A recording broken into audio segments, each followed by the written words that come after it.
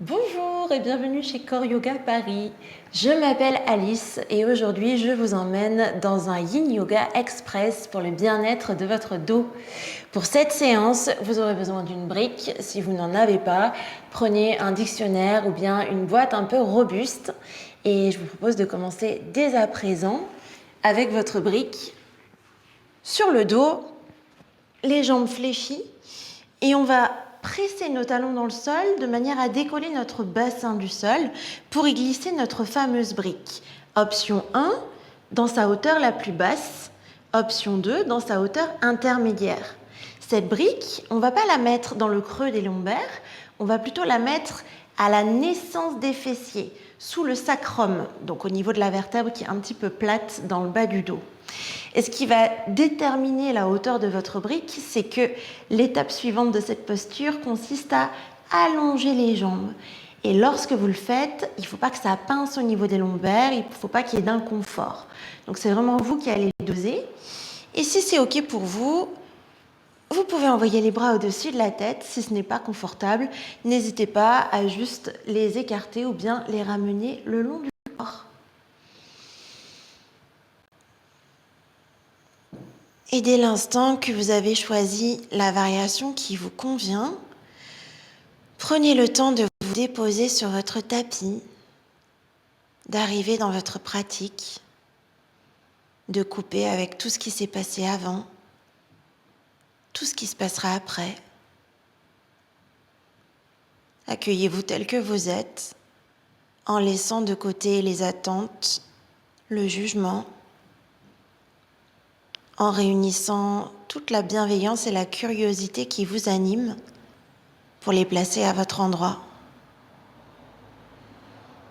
Prenez conscience de tout ce que vous emportez avec vous dans cette pratique.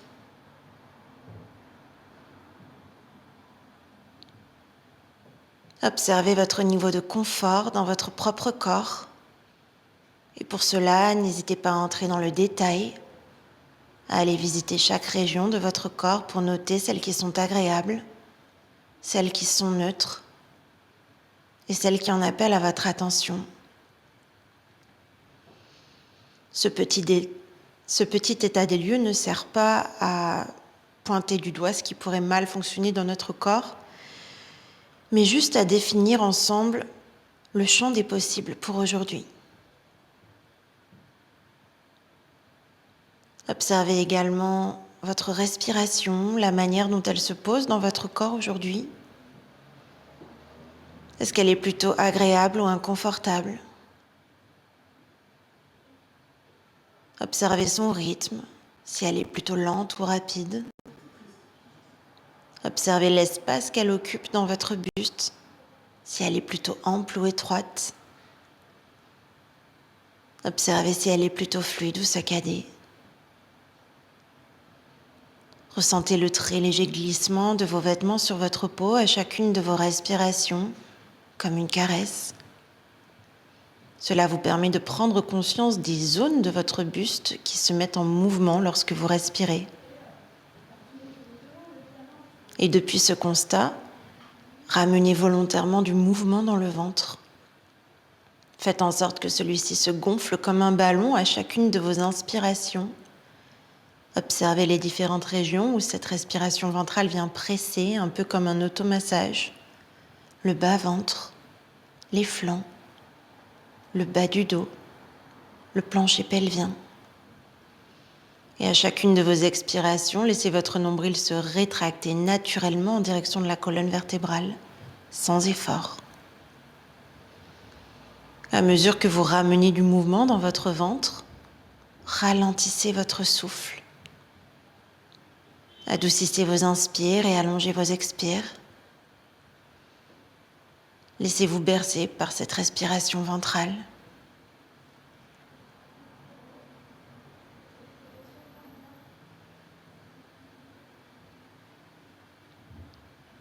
Et tout en maintenant ce mouvement respiratoire dans le ventre, laissez-le se propager entre vos côtes flottantes.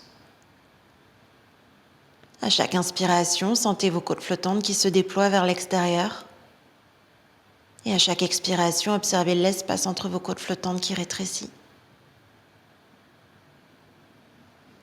Retrouvez ce même mouvement d'éloignement et de rapprochement entre vos omoplates.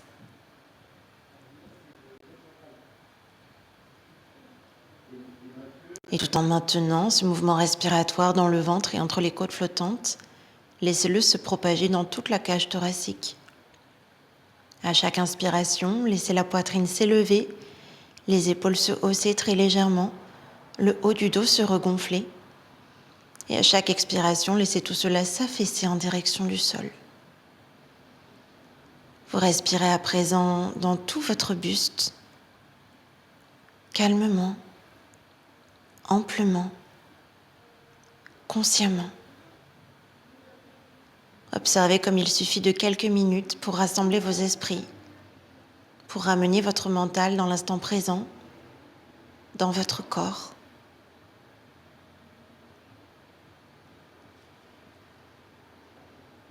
Prenez une profonde inspiration par le nez, suivie d'une grande expiration par la bouche.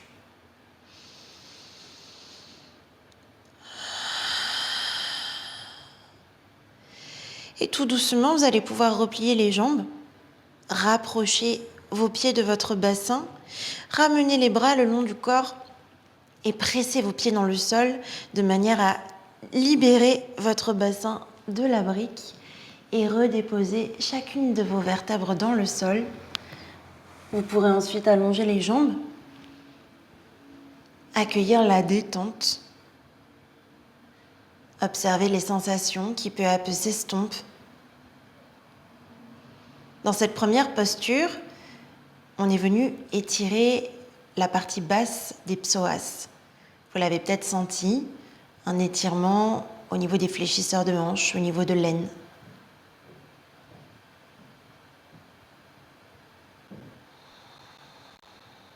Le psoas est souvent responsable des maux de dos qu'on peut avoir, notamment au niveau des lombaires.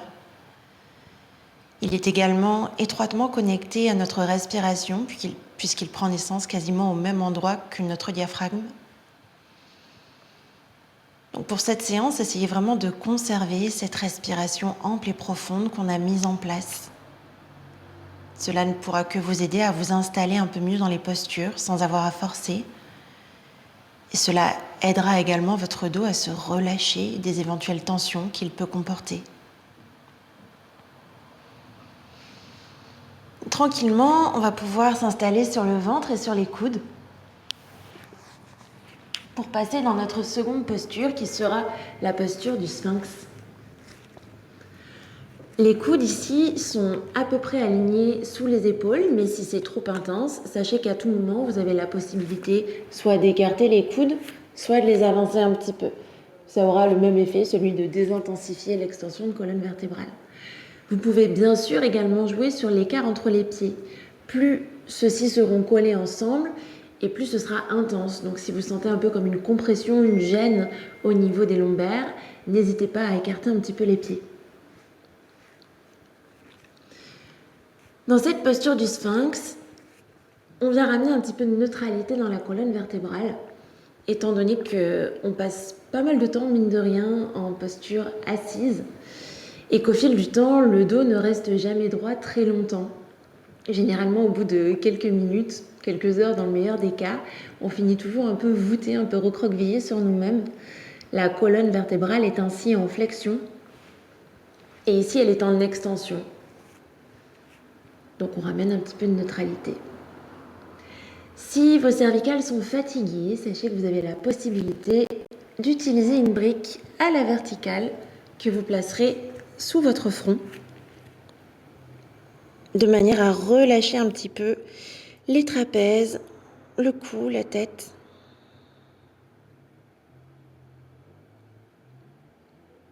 Observez votre respiration, étant donné que votre ventre est comprimé contre le sol. À chacune de vos inspirations, c'est votre bas du dos qui prend le relais, qui gonfle et se dégonfle. Et ça donne une sensation d'espace qui revient un petit peu dans cette zone des lombaires. Cette zone qui est souvent un peu comprimée, un peu à l'étroit.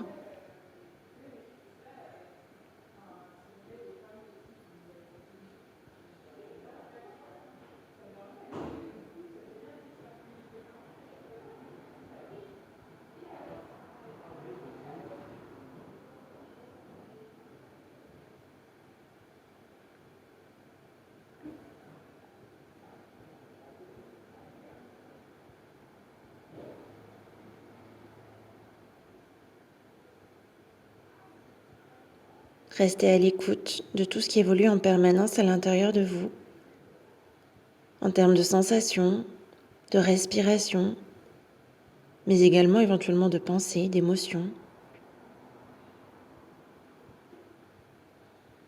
sans vous laisser embarquer par l'histoire qu'elle vous raconte, et sans non plus être dans le déni.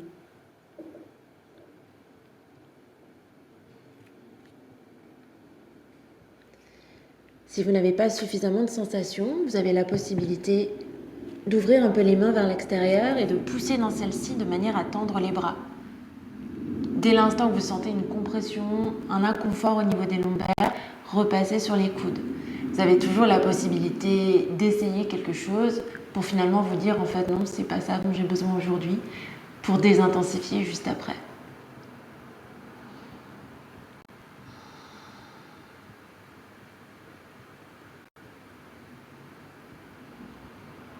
En yin yoga, on ne cherche pas l'engagement musculaire. On cherche à étirer les fascias, les tissus conjonctifs. La lenteur est le maître mot et le fait de rester à l'écoute est vraiment la première règle à appliquer dans cette pratique. On ne cherche pas le spectaculaire. On part du principe que dès l'instant où on a une sensation, on est arrivé dans la posture. Donc à aucun moment, vous n'avez besoin d'être à 100% de vos capacités dans la posture.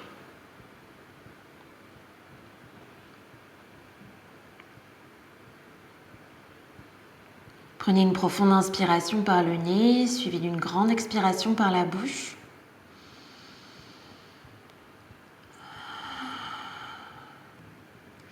Et tout doucement défaites la posture. Repassez sur le ventre, avec le front sur les mains. Relâchez tout ce qui peut l'être. Ressentez tout ce qu'il y a à ressentir.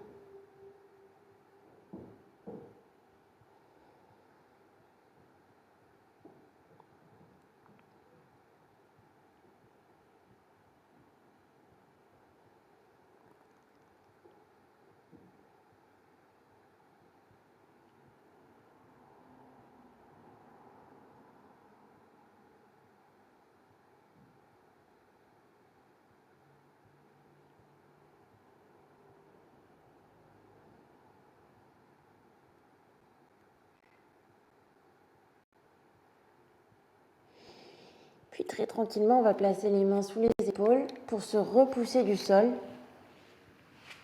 et s'installer à quatre pattes.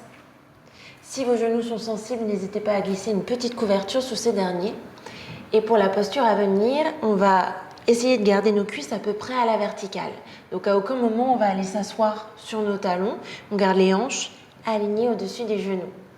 En revanche, on va avancer un petit peu nos mains de manière à venir déposer notre poitrine et peut-être notre menton, peut-être notre front dans le sol pour s'installer dans cette posture qu'on appelle Anahatasana, la posture du cœur fondant. Donc comme son nom l'indique, on va essayer de laisser toute la zone thoracique de notre buste s'étaler un petit peu plus dans le sol de manière à venir assouplir cette fois-ci le milieu du dos.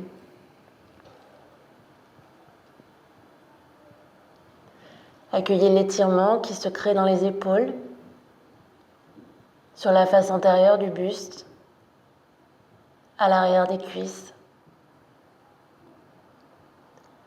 Si c'est trop intense pour vos épaules, n'hésitez pas à écarter un petit peu les mains, les coudes. Continuez de cultiver des respirations amples et profondes.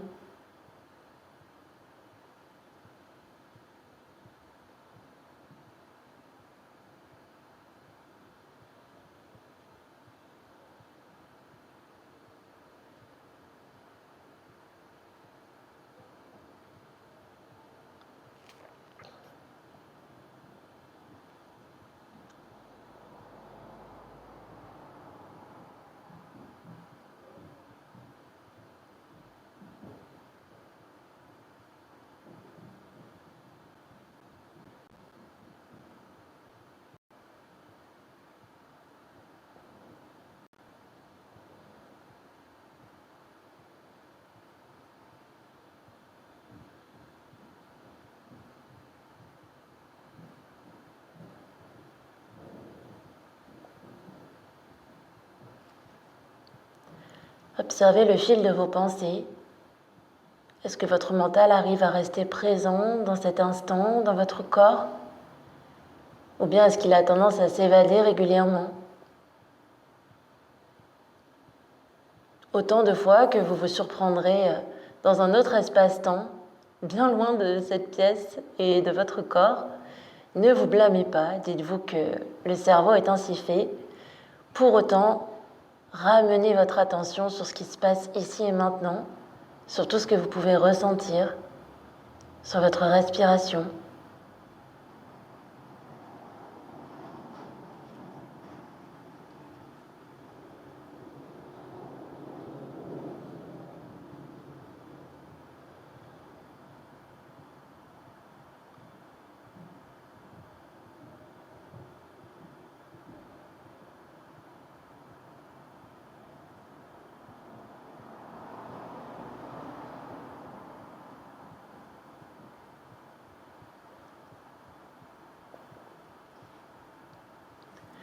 Prenez une profonde inspiration par le nez, suivie d'une grande expiration par la bouche.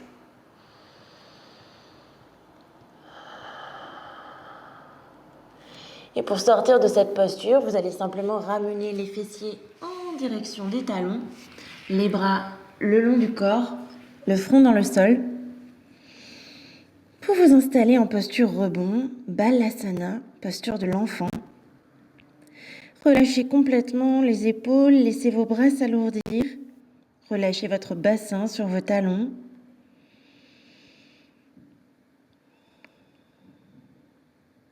Observez les sensations qui s'estompent au fil du temps, au fil des respirations.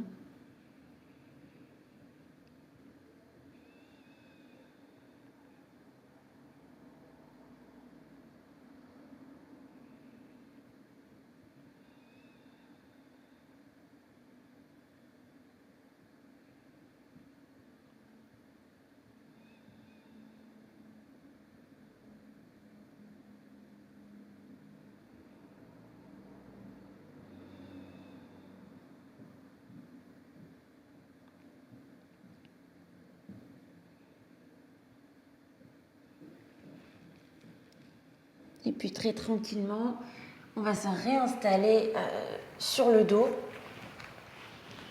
pour notre prochaine posture qui va consister là encore à envoyer les bras au-dessus de la tête et on laissera notre main droite attraper notre poignet gauche pour tirer sur le côté gauche. Donc le buste va se décaler sur le côté gauche et les jambes en feront de même. Les deux jambes se décaleront sur le côté gauche sans pour autant que le corps ne soit tourné sur le côté gauche. Donc les deux épaules, les deux os des fessiers restent bien en contact avec le sol. Et le corps va ainsi prendre la forme d'une banane ou bien d'un croissant de lune en fonction de l'image qui vous parle le plus. Ce que vous devez ressentir ici, c'est un étirement sur tout le côté gauche de votre corps et notamment dans le bas du dos à gauche. On étire ici le carré des lombes, mais également, cette fois-ci, la partie haute du psoas. Faites la chasse aux tensions parasites, aux éventuelles petites résistances, les contractions involontaires. Pour les épaules qui manqueraient de flexibilité, si vous avez les bras un peu dans le vide, ne restez pas comme ça. Placez un petit coussin sous vos bras. Apportez-vous un petit peu de soutien, de confort. On ne veut pas que le corps reste en tension parce que ça va entraîner que un peu plus de contraction. Le corps va se rigidifier et c'est pas du tout ce qu'on recherche en yin yoga. Si vous manquez de sensation, n'hésitez pas à croiser votre cheville gauche sur votre cheville droite, mais c'est absolument pas une obligation, juste une option.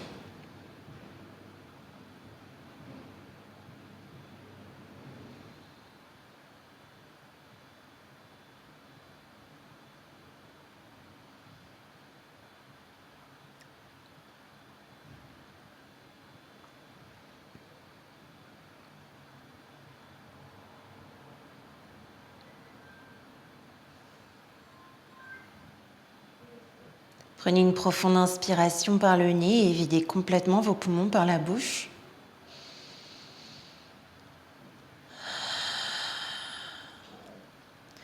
Et tout doucement, défaites la posture. Revenez dans l'axe. Pour cette fois-ci, laissez la main gauche attraper le poignet droit et tirez cette fois-ci sur le côté gauche. Le buste tout entier se décale sur le côté gauche et les jambes en font de même.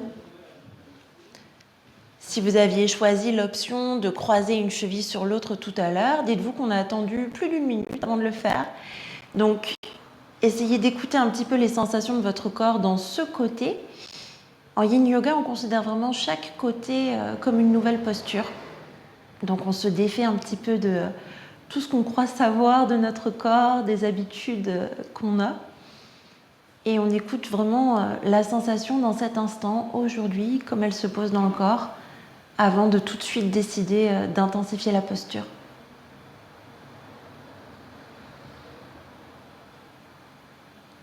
Là encore, décontractez bien les cuisses, les fessiers, les bras. Respirez le plus profondément, le plus lentement possible.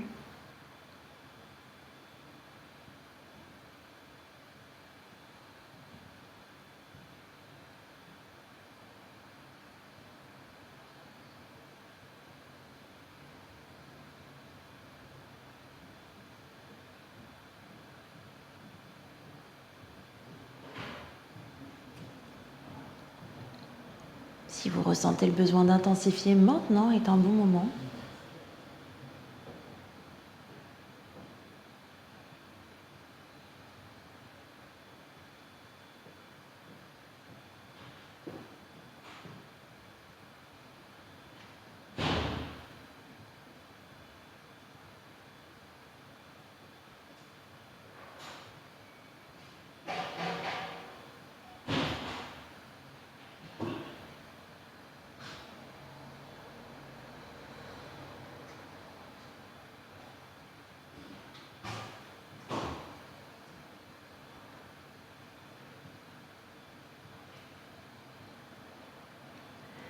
Prenez une grande inspiration par le nez et expirez complètement dans un soupir.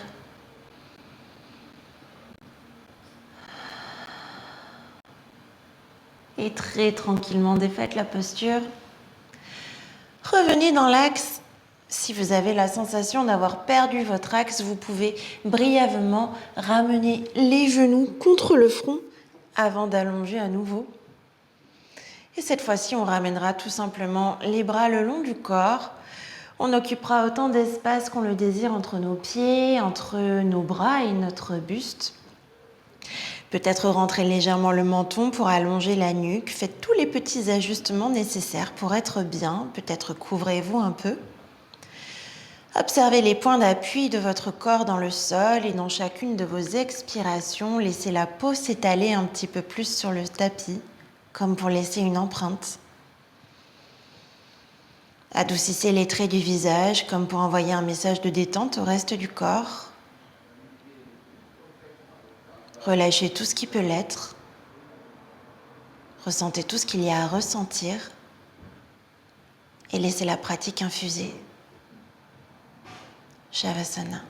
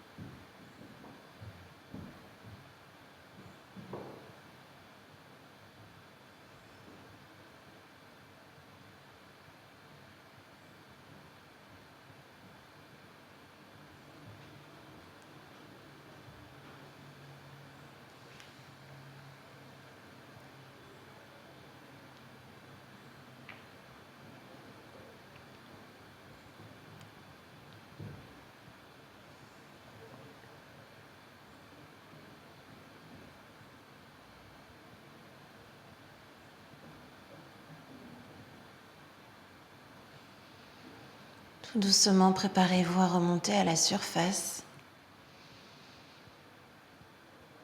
Reprenez conscience du sol qui vous soutient, de l'air tout autour de vous. Et très tranquillement, refamiliarisez-vous avec le mouvement dans vos extrémités pour lentement laisser ce mouvement se propager dans toutes les autres régions de votre corps. Étirez-vous de tout votre long, bâillez si votre corps vous y invite. Faites les gestes que votre corps réclame. Avant de tranquillement ramener les genoux à la poitrine pour vous laisser rouler sur le côté. Et quand ce sera le bon moment pour vous, vous pourrez presser la main du dessus dans le sol pour vous redresser en tailleur, les yeux toujours fermés, le dos droit. Ici, prenez une profonde inspiration par le nez, suivie d'une grande expiration par la bouche.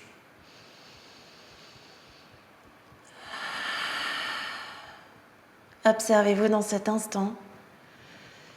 Notez tout ce qui a pu évoluer en vous depuis le début de cette séance, physiquement, mentalement, émotionnellement, énergétiquement. Puis connectez les paumes de main ensemble à l'espace du cœur et inclinez le front en direction des mains en signe de reconnaissance. Remerciez votre corps pour tout ce qu'il vous a permis d'accomplir aujourd'hui. Et moi, je vous remercie pour cette pratique partagée ensemble. J'espère qu'elle vous a fait du bien. Prenez soin de vous et à bientôt.